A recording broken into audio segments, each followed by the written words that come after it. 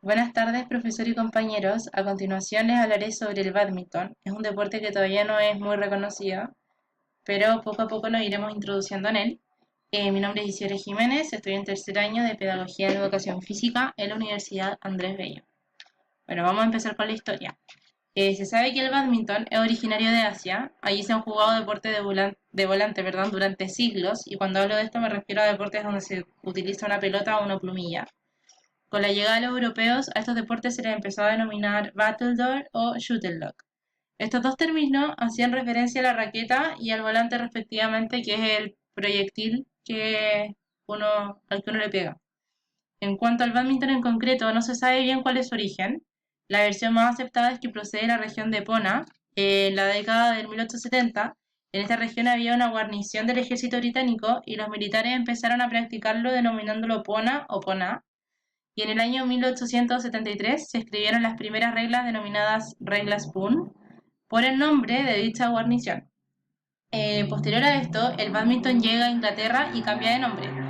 Cuando los oficiales empezaron a regresar a Inglaterra, continuaron practicándolo.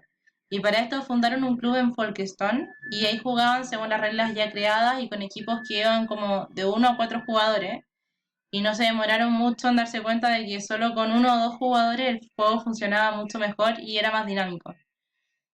Uno de los grandes aficionados al Pona, como todavía se le decía a este deporte, era el duque de Beaufort.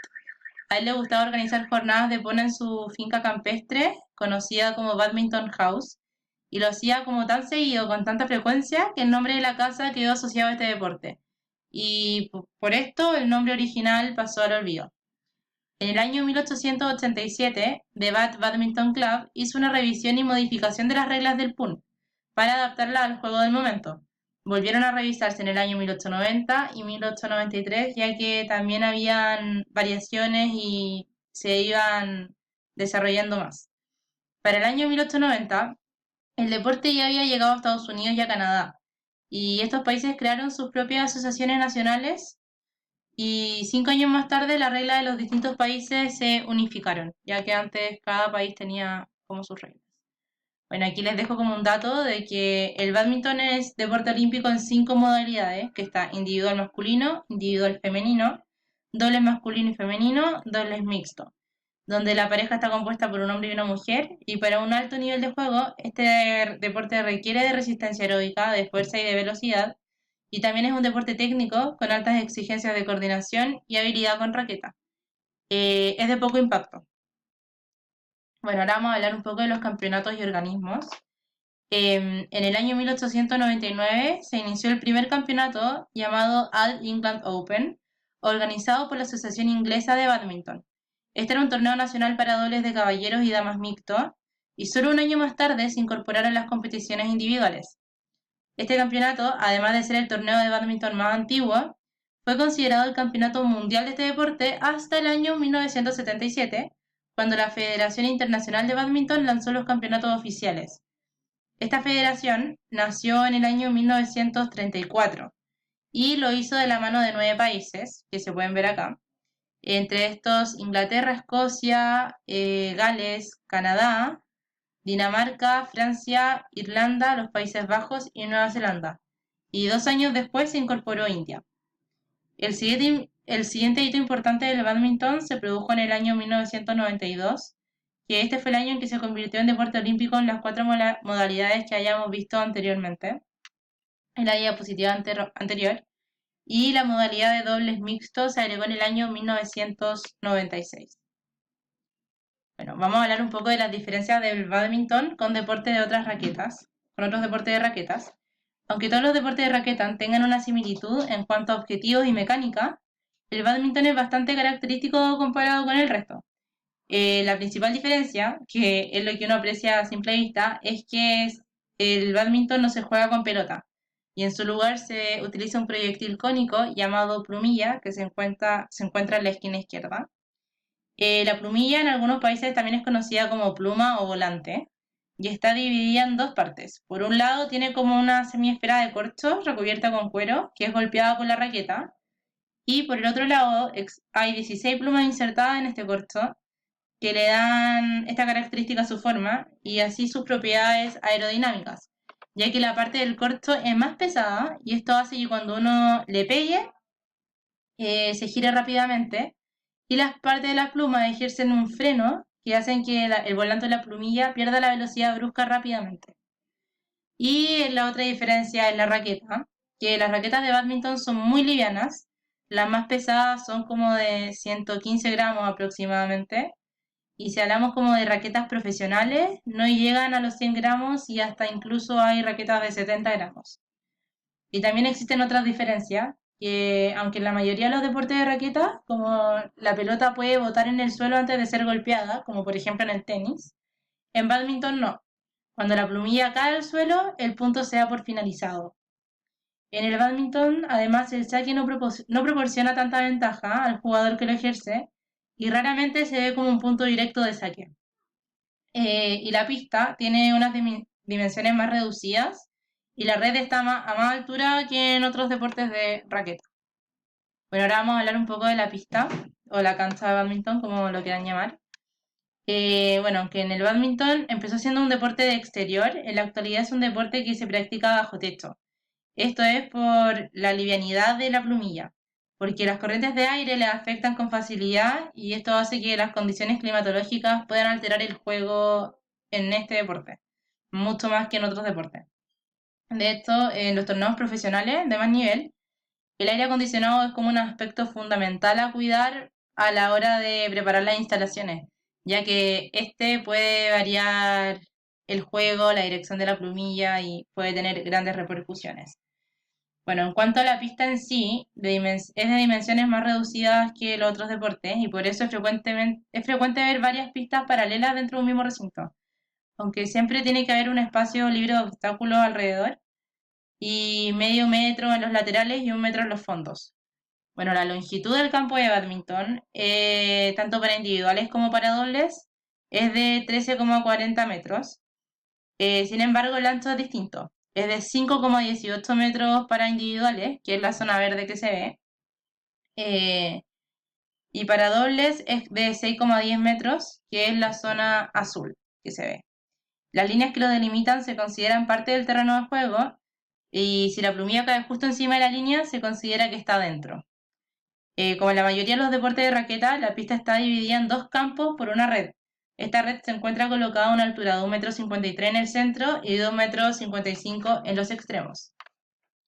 Cada uno de los lados de la pista está como a su vez dividido longitudinalmente para demarcar dos zonas de saque. Estas zonas están señaladas por una línea situada a 1,98 m de la red. En individuales se extiende como hasta el fondo de la pista, mientras que los dobles, la zona de saque finaliza a falta de 76 centímetros para la línea del fondo. Bueno, vamos a pasar a las reglas básicas. En el fondo, las reglas del badminton no son muy distintas a las de cualquier otro deporte de raqueta, aunque evidentemente tiene como sus peculiaridades.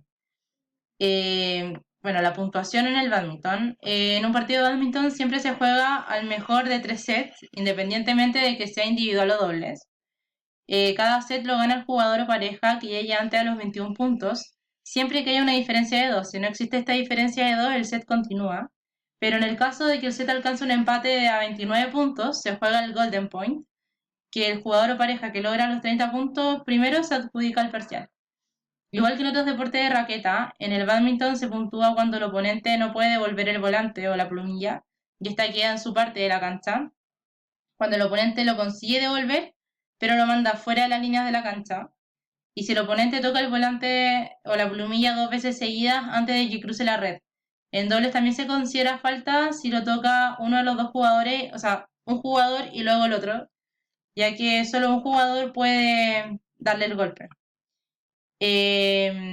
Cuando un jugador o pareja hace un punto, también se obtiene el saque. O sea, también obtienen el saque.